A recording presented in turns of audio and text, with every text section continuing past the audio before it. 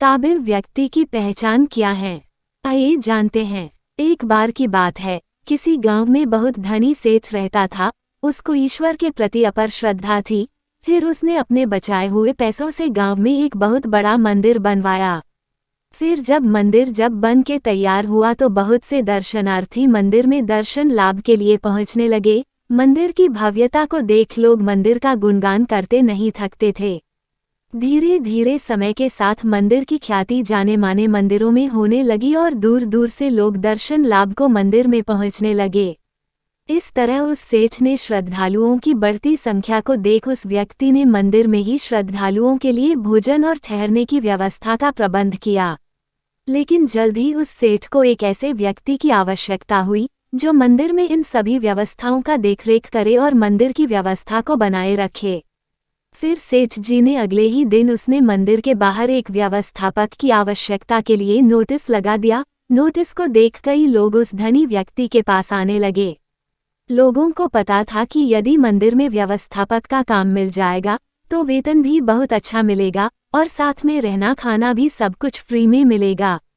लेकिन वह धनी व्यक्ति सभी से मिलने के बाद उन्हें लौटा देता और सभी से यही कहता कि मुझे मंदिर के व्यवस्थापक के लिए एक ऐसा योग्य व्यक्ति चाहिए जो मंदिर की सही से देखरेख कर सके। बहुत से लोग लौटाए जाने पर उस धनी पुरुष को मन ही मन गालियां देते। कुछ लोग उसे मूर्ख और पागल भी कह देते थे। लेकिन वह सेठ किसी की इन बातों पर ध्यान नहीं देता और मंदिर के व्यवस्थापक के लिए एक धनी व्यक्ति की खोज में लगा रहता। इस तरह वह सेठ व्यक्ति रोज सुबह अपने घर की छत पर बैठकर मंदिर में आने वाले दर्शनार्थियों को देखा करता।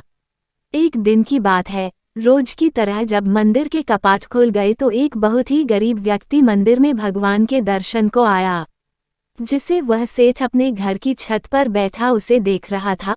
उसने फटे हुए और मैले कपड़े पहने थे, देखने से बहुत पढ़ा लिखा भी नहीं लग रहा था। फिर जब वो गरीब व्यक्ति भगवान का दर्शन करके जाने लगा तो उस सेठ ने उसे अपने पास बुलाया और कहा, क्या आप इस मंदिर की व्यवस्थापक के पद पर रहते हुए क्या मंदिर की व्यवस्था को संभालने का काम करेंगे? सेठ जी की बात सुनकर वह गरीब व्यक्ति बहुत ही आश्चर्य में पड़ गया और हाथ जोड़ते हुए बोला, सेठ जी, मैं तो बहुत गरीब आदमी हूँ और पढ़ा लिखा भी नहीं हूँ। इतने बड़े मंदिर का प्रबंधन मैं कैसे संभाल सकता हूँ? सेठ जी ने मुस्कुराते हुए कहा, मुझे मंदिर की व्यवस्था के लिए कोई विद्वान पुरुष नहीं चाहिए, बल्कि मैं तो ऐसे तो किसी योग्य व्यक्ति को इस मंदिर के प्रबंधन का काम सौंपना चाहता हूँ जो इस मंदिर की व्यवस्था को सही से संभाल सके।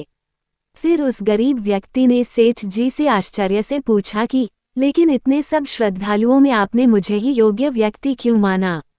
सेठ जी बोले, मैं जानता हूँ कि आप एक योग्य व्यक्ति हैं। मैंने सही व्यक्ति की पहचान के लिए मंदिर के रास्ते में मैंने कई दिनों से एक ईंट का टुकड़ा गाड़ा था जिसका एक कोना ऊपर से निकल आया था और कई दिनों से देख रहा था कि उस ईंट के टुकड़े से कई लोगों को ठोकर लगती थी और कई लोग उस ईंट के टुकड़े से ठोकर खाकर गिर भी जाते थे, लेकिन किसी ने भी उस ईंट के टुकड़े को वहां से हटाने की नहीं सोची। और आप जब मंदिर के दर्शन के लिए आ रहे थे तो आपको उस ईंट के टुकड़े से ठोकर नहीं लगी, लेकिन फिर भी आपने उसे देखकर वहां से हटाने की सोची। फिर मैंने देखा कि आप मजदूर से फावड़ा लेकर गए और उस टुकड़े को खोदकर वहां की भूमि समतल कर दी। धनी व्यक्ति की बात सुनकर उस व्यक्ति ने कहा, मैंने तो कोई महान कार्य नहीं किया है।